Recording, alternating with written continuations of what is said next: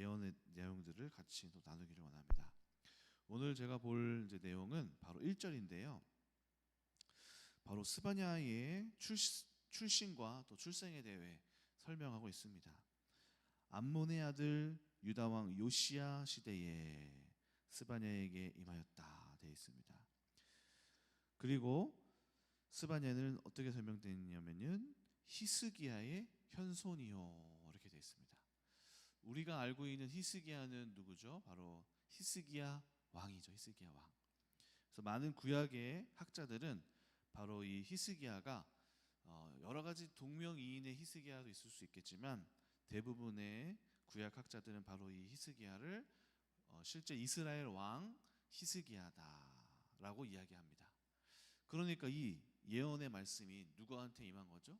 바로 왕족의 한 일가의 사람들에게 하나님의 예언이 임하게 된 것이죠. 그래서 왕가의 후손 히스기야의 후손이다. 많은 하나님의 말씀들이 많은 다양한 사람들에게 임하였는데요. 목동이었던 아모스, 레위 자손이었던 예레미야, 서기관이었던 에스라 등 다양한 배경에서 하나님의 예언자들에 대한 여호와의 말씀이 임하였습니다. 그런데 오늘 스바냐 같은 경우는 특별하게 바로 왕가의 그 후손에게 임한 말씀이라고 우리가 볼 수 있겠습니다. 그래서 이 말씀을 우리가 좀 붙들면서 본다면은 지금 이 왕가의 말씀, 왕가의 상황을 가장 잘 알고 있고 그 신하들도 알 수 없는 왕의 그 일족 간의 그 더 깊은 속 이야기들, 그들의 부패와 또 그들의 문제와 또 그들의 상황과 또 그들의 어떤 마음과 생각들을 가장 잘 알 수 있는 이 왕의 일족에게 하나님의 말씀이 임하시게 된 것입니다. 즉 다시 말해서 하나님께서 여러 가지 상황으로 이 왕들에게 말씀을 해 나가시는 과정 중에서 결국 듣다가 이 왕가의 가문들이 듣지 않으니까 가장 가까운 사람에게 여호와의 말씀이 임하여서 변명할 수 없을 만큼 가장 잘 아는 사람들에 대하여서 그들의 입술을 통하여서 이야기하게 되는 상황인 것입니다. 그래서 오늘은 충언과 또 충고에 대하여서 가장 가까이 있는 사람들의 충언과 충고에 대하여서 말씀을 나누고자 합니다. 오늘날 사회에서도 그렇고 마찬가지고 또 어떤 조직이든지 간에 어떤 분들이 이제 충언을 필요하냐면 바로 또 높은 자리에 있는 사람들, 가장 결정을 내리는 중요한 자리에 있는 사람들에게 충언과 충고가 필요합니다. 왜냐하면 높은 사람일수록 그들에게 말할 수 있는 사람이 적어지기 때문이에요. 그리고 그 사람들의 위치에 있을 때 자기들은 내가 지금까지 이제 옳은 판단을 해오면서 여기까지 왔기 때문에 자신의 이제 선택에 대하여서 아주 강력한 지지와 또 자기 판단의 옳음을 이렇게 갖고 있어요. 그렇기 때문에 자기의 이제 결정에 있어서 틀리지 않음을 원하는 것이죠. 애플의 창시자였던 스티븐 잡스가 애플에서 쫓겨난 이력이 있다는 사실을 알고 계시나요? 자기가 창업한 회사에서 쫓겨났었습니다. 그래서 1985년에 그런 일이 일어났습니다. 회사를 세우고 자기가 창업한 회사에서 자기가 열심히 모든 삶을 다 던져서 해나가다가 회사에서 잡스를 쫓아냈어요. 이사회에서 쫓아냈어요. 그래서 왜 이런 일이 벌어졌을까? 사람들이 조사를 해보니까 뛰어난 창의성과 열정은 있었지만 또 동시에 독단적이고 주변에 충돌을 많이 일으키는 상황이었다. 그래서 경영진에서 그를 더 이상 감당할 수 없다고 판단한 것입니다. 다시 말해서 그가 누구도 그에게 바른 말을 해줄 수 없는 상태, 아무 말도 듣지 않는 상태가 되었다. 그것이 바로 그의 몰락의 원인이었다. 이렇게 이야기를 펴니다. 그래서 자기 자신이 세운 회사에서 쫓겨난 그는 결국에는 쫓겨나서 충격을 받고 이제 마음이 많이 이제 변하였죠. 그래서 새로운 재기를 하였고 픽사를 회사를 또 인수를 해서 그때 토이스토리인가요? 아마 그걸로 성공을 해서 다시 애플로 들어가게 되는 걸로 알고 있습니다. 그래서 오늘 어쨌든 본문에서도 마찬가지로 이 왕족에게 임하였다라는 것은 아무리 말을 해도 듣지 않았던 그 왕가의 가문에 따끔하게 말을 해줄 수 있는 그 왕족이 그리고 내부 상황을 가장 잘 알고 있는 그 왕가의 사람들이 어떠한 변명도 하기 어려운 그런 내부를 잘 알고 있는 사람에게 하나님의 말씀이 임하여서 그 말씀으로 하나님의 교훈들을 전하게 된 것이다 라고 볼 수 있는 것입니다. 그래서 1절에서 보면 요시야 시대에 이렇게 되어 있습니다. 그래서 많은 학자들이 이 스바냐의 그 충언과 또 선포되는 메시지를 통하여서 바로 이 요시야의 개혁이 이루어졌다 이렇게 이야기하기도 합니다. 저 같은 경우도 저도 이제 목회자의 자리에 있다 보니까 이제 여러 가지 사람들의 이제 말이 이렇게 있지만은 참 어떤 마음속에 이렇게 변화를 일으키는 말들은 또 성도님들이 어떤 여러 가지 얘기를 해주시지만은 저에게 막 따끔하게 혼내시는 말씀들은 해주시지는 않으시잖아요. 그래서 저에게 따끔하게 해주시는 분들은 사모님이나 아니면은 저를 가장 찌르는 우리 이바울 목사님, 네, 그 두 분이 이제 또 이야기를 해주십니다. 그래서 여러 가지 이야기를 이제 또 듣는데 정확한 얘기를 해주기 때문에 또 이제 마음이 아프지만 또 두 분의 말투가 그렇게 곱지가 않아요. 네, 그렇기 때문에 그거를 받아들이는 것이 쉽지가 않죠.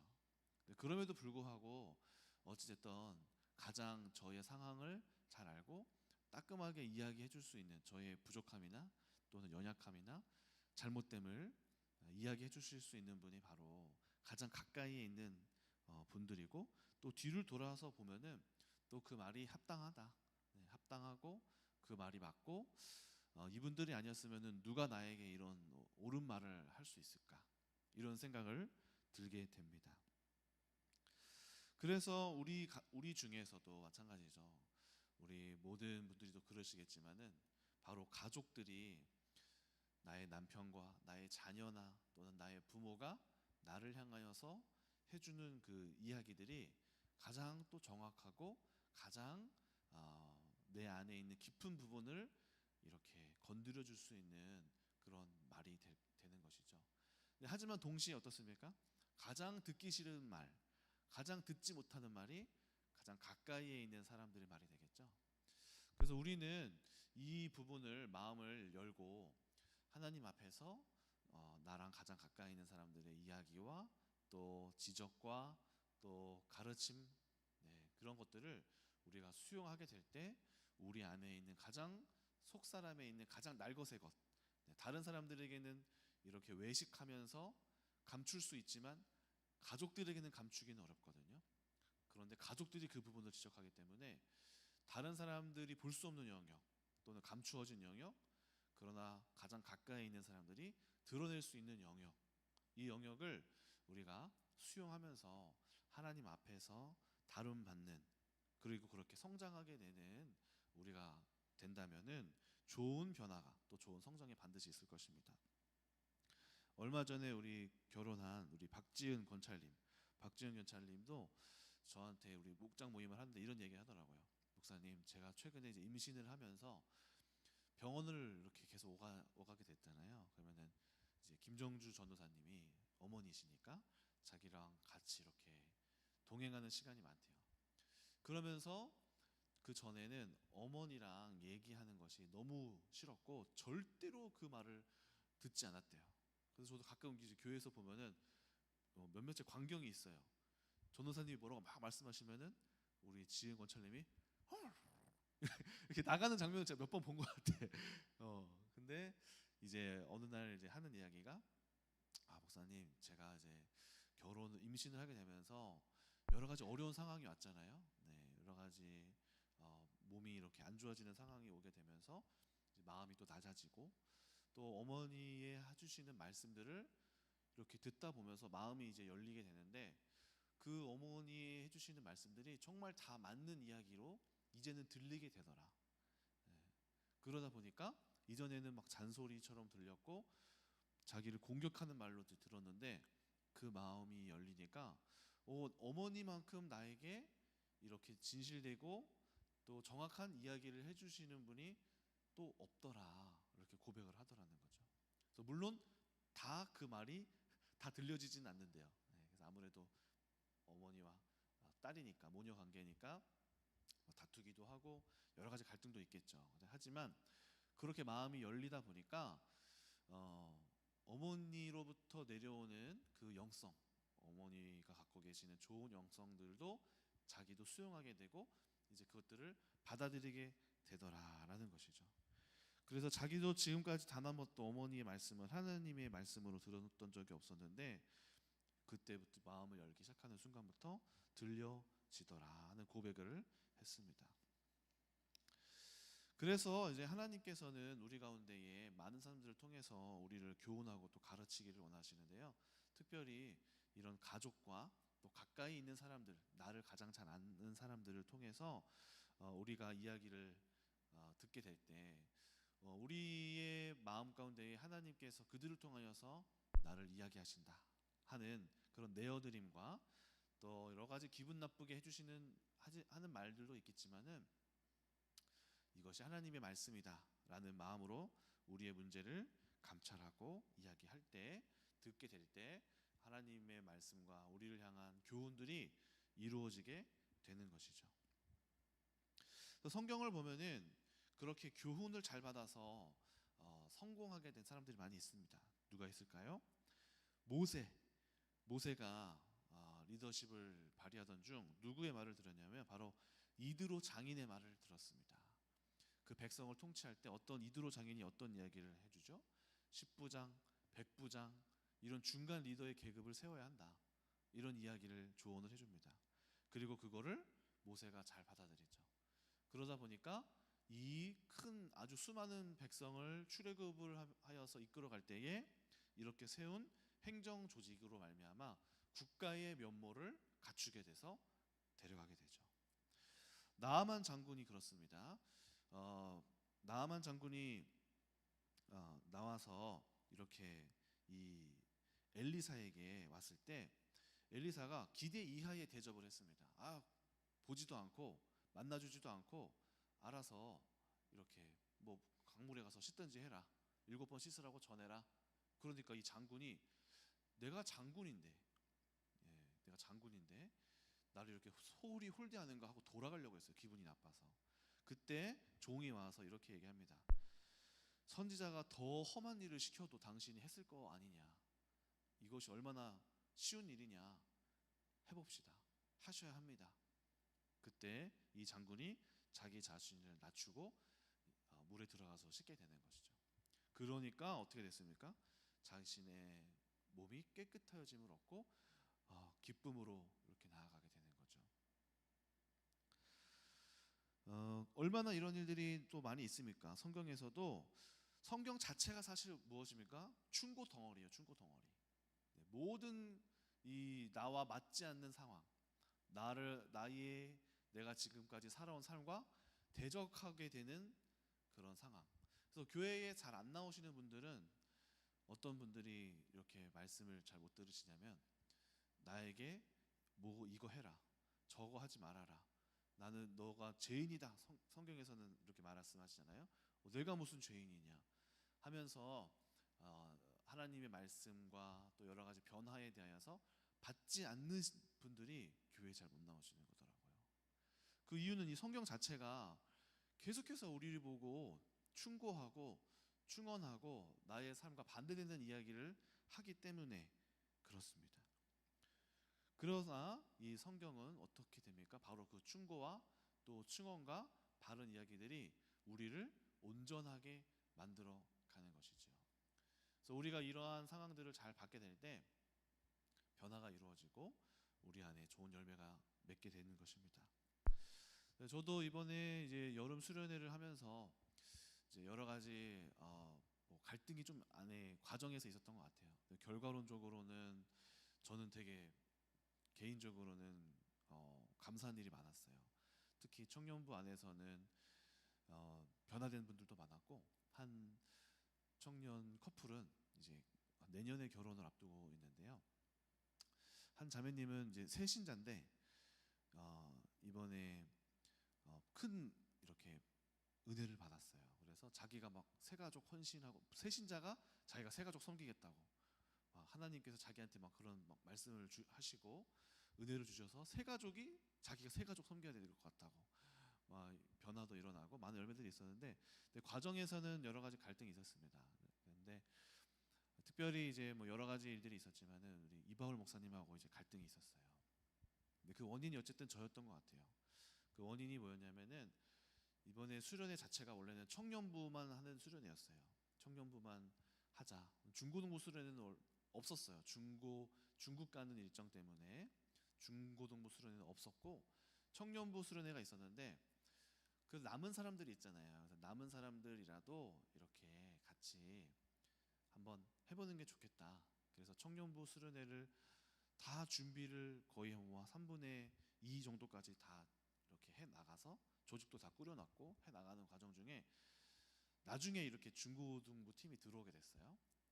그러다 보니까 이제 이미 우리가 다 짜놓은 마당에 또 바울 목사님 고등부 들어와 있고 엄대진 강목사님 이제 들어와 있으니까 특별히 이렇게 저희가 다 섬기겠다. 어차피 이 수련회는 청년부 수련회였는데 중고등부는 서브로 들어오는 거니까 아무것도 이제 하지 말고 쉬시고 저희가 다 헌신하겠다. 편하게 참여만 하셔라. 이렇게 이제 부담을 덜어드리기 위해서 이렇게 갔습니다. 그러는 과정 중에 이제 조를 짜게 되는데, 조를 짜는 거를 섞어서 하게 됐어요. 섞어서 청년부와 중고등부를 섞자, 한 조를 만들자. 그래서 한 7명에서 8명 정도가 좋겠다.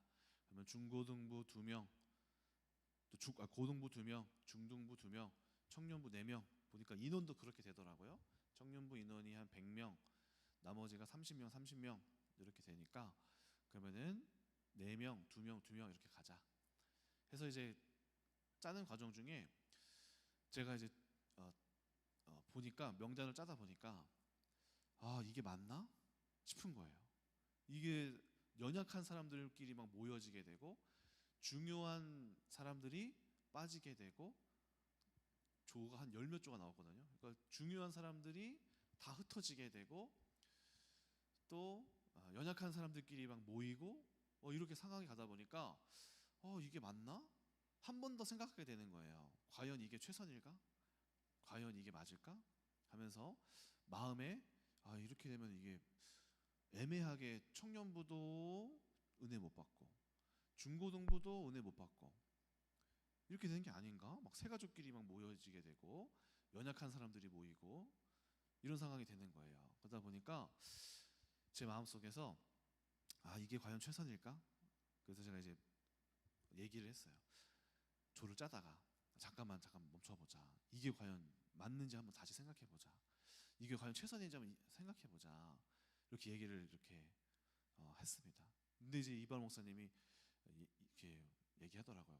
다 짜놨는데 왜 바꾸냐? 공산당이냐? 아니 이렇게 다시 한번 생각해보자는 거다. 아니 뭐 자기 맘대로 왜 다 바꾸냐? 지금까지 해놓은 거 다 무시하냐? 그래서 이제 내 말은 그 말이 아니다. 과연 이게 맞는지 최선인지 생각해보자는 거다. 제가 느끼기에는 아니 일하기 싫어서 좀 그러는 거 아니야? 저는 그렇게 느꼈어요. 조 짜는 거 귀찮아서 그러는 거 아니야? 귀찮아도 최선을 선택해야지. 다시 또 힘들어도 또 수고해야지. 저는 이제 이런 마음이었거든요. 그런데 이제 결국에는 원한 대로 했어요. 이제 원래대로 이렇게 섞어서 하자. 근데 이제 시간이 지나서 이게 뭔가 일이 점점 커지는 거예요. 이동주 목사님하고 이발 목사님하고 싸웠다. 뭐 이러고부터 시작해서 뭐 갈등이 있었다. 뭐 이동주 목사님 공산당이다 뭐 하면서 왜 이러는 거지? 그러면서 이제 뭐 사모님이나 뭐 담임 목사님이 여러 가지 이야기를 또 들으시면서 저한테 얘기를 이제 하시는 거죠. 근데 처음에는 이게 받아들이기가 어려웠어요. 아니 이런 상황이 있고 제대로 어떤 그 상황에 대해서 잘 알지도 못하시는 분들이 나한테 이렇게 얘기를 하시는 게 맞나? 내 입장에서 나에 대해서 이야기를 들으시기는 했나? 나한테 뭔가 물어보시기는 했나? 여러 가지 이제 생각이 들면서 이제 이야기를 마음속에 어려움이 좀 있었어요. 근데 사모님이랑 이야기하다가 제가 인정하게 됐어요. 사모님이랑 제가 여러 가지 얘기를 하다가 이동주 목사님, 내가 당신을 어렸을 때부터 봐왔지 않았냐? 너의 안에 왔다 갔다 하는 게 있다. 저는 이제 부인했어요. 아니다. 나는 그렇지 않다. 아니다, 있다. 너의 안에는 왔다 갔다 하는 게 있다. 하면서 얘기를 이제 해주시는 거죠. 그러다 보니까 부인을 하다가도 시간이 지나면서 제가 왔다 갔다 했었던 순간이 생각이 나는 거예요. 그래, 내가 얼마나 많이 왔다 갔다 했었지? 근데 저는 이제 반박했어요. 아, 우리 담임 목사님도 왔다 갔다 하지 않냐? 그랬더니 사모님이 하시는 말씀은 목사님이 하는 건 성령 인도다. 네가 하는 건 성령 인도가 아니다. 뭔 소리야 이게? 이해가 안 되는 거죠. 아니 목사님이 하면은 성령 인도고 내가 하면 성령 인도 아닌가? 이게 무슨 소린가? 근데 이제 뒤를 돌아서 생각해 보니까 어떤 맥락에서 하는 말씀이신지를 이제 알겠는 거예요. 저의 안에 뭐 왔다 갔다 하는 게 하나님 뜻일 수도 있고 아닐 수도 있어요. 하지만 그걸 떠나서 제 안에 그 왔다 갔다 변덕스러운 그 기질이 있다는 거를 이렇게 인지를 시켜주시는 거죠. 그래서 그거를 제가 이제 가만히 돌아보니까 저의 안에 그 변덕스러움이 있었던 순간들을 보게 됐어요. 아, 이거를 말씀하시는 거구나. 내 안에 있었던 뭐 변덕스러움이 있을 수 있어요. 어떨 때는 이렇게 바뀌는 것도 뭘 하다가도 다 뒤지는 것도 하나님 뜻일 수도 있고 안 뒤지는 것도 하나님 뜻일 수 있는데 그걸 말하는 게 아니라 지금 나에 대해서 말씀하고 있구나. 그거를 이렇게 보게 된 거죠. 그러면서 그것들을 인정하고 이제 받아들이게 되면서 하나님 앞에서 이 마음을 확정하는 거, 이걸 확정하고 정하고 그것을 그대로 애초부터 준비를 성실하게 해나가는 거. 하나님이 이거를 나에게 원하시는구나. 이런 것들을 내 안에서 누가 말해주겠어요? 그렇죠? 누가 말해주겠습니까? 부모님이나 아니면 가까이 있는 저희 아내나 아니면 저와 가까이 있는 우리 이발 목사님이나 이런 측근들이 이야기를 쓴소리를 해주는 것이지 말을 해줄 수 없거든요. 아무리 말해도 제가 노 아니야 라고 부정해버리면 끝나버리는 것들이니까. 그래서 오늘도 이 스바냐의 말씀도 하나님께서 이 왕가, 결국에는 많은 이 이스라엘 입장에서는 이 왕족들이 여러 가지를 통치를 하면서 결정을 하게 되는데 결국에는 이 중요한 결정권을 가진 사람들이 바뀌지 않는 요소들이 있습니다. 그렇기 때문에 하나님께서 이 왕가의 일족의 가장 그 히스기야의 후손 가운데에 그 내부 상황을 잘 아는 사람, 변명의 여지도 할 수 없는 사람에게 하나님의 말씀이 임하여서 그 이야기를 해주셨고 결국에는 이 요시야 왕이 변혁을 이루어내거든요. 어쩌면 이 선지자 이 스바냐의 메시지가 통한 것이다. 가장 가까이 있는 사람들의 충언과 조언들로 변화가 이루어진 것이 아닌가 하는 말씀의 해석을 또 해보게 됩니다. 그러므로 우리 여러분들에게 오늘 권면하는 것은 바로 우리 가운데에 하나님의 말씀이 여러 가지 우리의 가장 가까운 사람들과 또 우리 안에 있는 가장 가까운 남편 또는 아내 또는 자녀 또는 부모님의 이야기들을 우리가 또 성실하게 또 마음을 열어서 또 들을 때 귀한 열매가 있을 것입니다.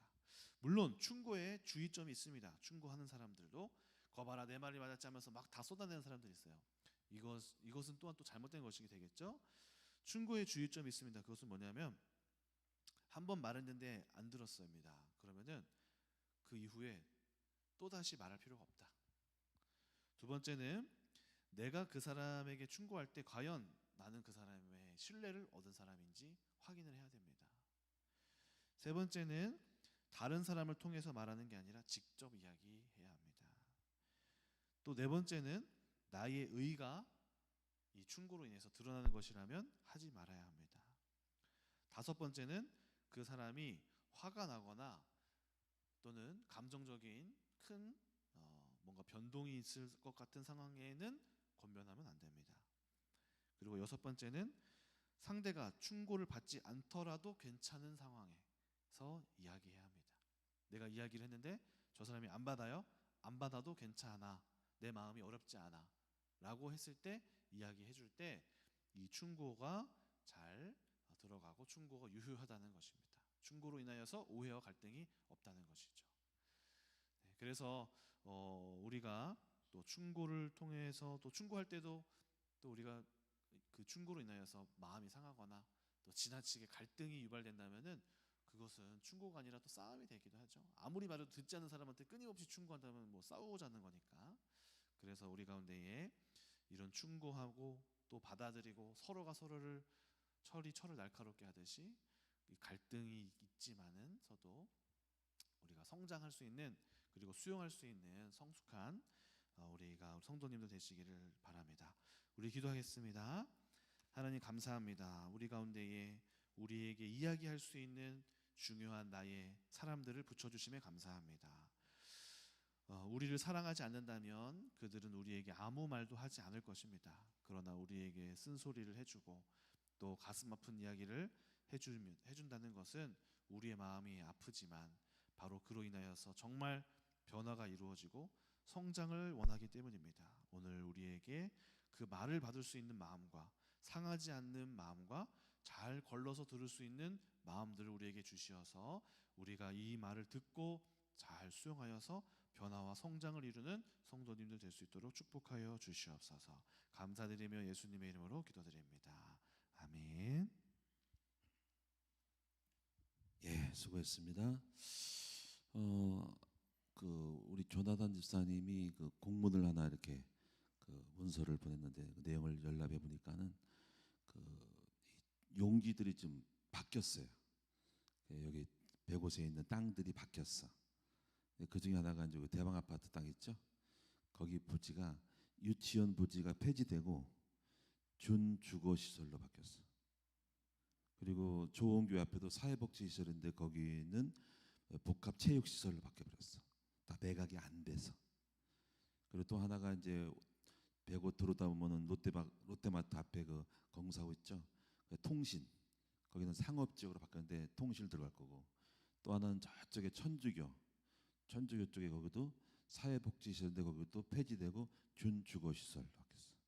그 준주거시설은 거주지역 집과 상업지역을 겸하는 상가를 질 수 있다 이거예요. 그리고 바뀌어서 일단 교회는 종교시설은 아니야. 그래서 교회는 들어올 수 없는데 그렇게 바뀌었다는 거지. 근데 문제가 뭐냐? 문제가 뭐 같아요? 땅값이 오른다는 거지. 그러니까 땅값이 오른다는 것은 이제 그 입찰 최저 금액이 있을지도 모르고, 그러면 이제 도전하기 하는 부분에서 한번 추이를 봐야 되겠지만 이걸 알게 되면 집가가 땅값이 엄청 비싸기 때문에 다 달려들 거라는 거죠. 일단은 그런 상황이었어요. 그래서 일단은 유치원 부지는 폐지가 됐다는 거죠. 일단 우리는 초세를 보고 시청 그 공문 보고서 입찰을 한번 해볼 건데 아마 땅값이 비싸면은 아마 못할 수도 있다는 거죠. 근데 잘 된 게 뭐냐면은 우리는 그 땅을 교회가 들어서면 우리가 부담을 갖는데 안 사도 되는 부담은 없어서 교회가 안 들어오니까 상관없다는 거지. 되면 되고 안 하면 하는 거지. 마음은 편한 거죠. 그러면 편하게 이제 그러면 아예 이 교회 건물의 꼭대기를 올리는 거로 몰입될 수 있다는 거죠. 무슨 얘기 아시겠죠? 그래서 일단은 교회가 들어왔을 때 우리가 부담스럽잖아요. 교회가 똑같은 교회들이 비슷하게 들어오니까 거기에 대한 부담이 없기 때문에 좋은 거라는 거죠. 예. 그래서 우리가 살려고 했던 건데 사실 내가 부담이 컸거든. 그것도 이제 다 똑같은 교회가 또 이익이 별로 없단 말이에요. 또 학교를 들어서도 그 용도가 그런 건데 일단은 준주거로 들어오기 때문에 땅값은 분명히 오른다. 예, 가게 이런 상가를 막 학원 같은 거 할 수 있으니까 여러 가지로 다 하니까 병원도 할 수 있고 다 할 수 있다는 거지. 땅값은 오른다. 그래서 이제 우리가 들어갈 때 감당이 어렵다. 그리고 최고가를 쓴 것이 아마 내가 볼 때 낙찰되기 때문에 상당히 어려운 부분이 있다는 거죠. 일단은 우리 편에서는 잘 됐다.